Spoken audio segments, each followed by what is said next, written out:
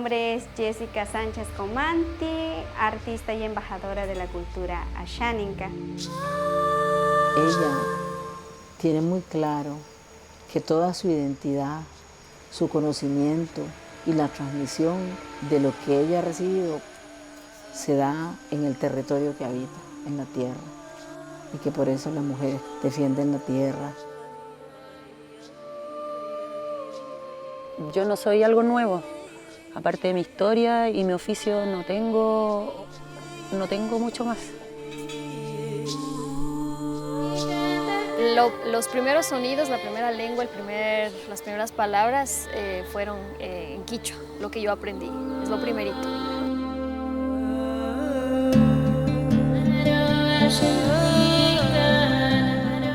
Yo vengo de un territorio que es mayoritariamente poblado por personas afroindígenas.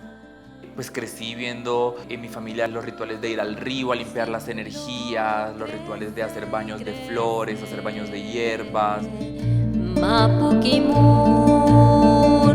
Mapukimun, la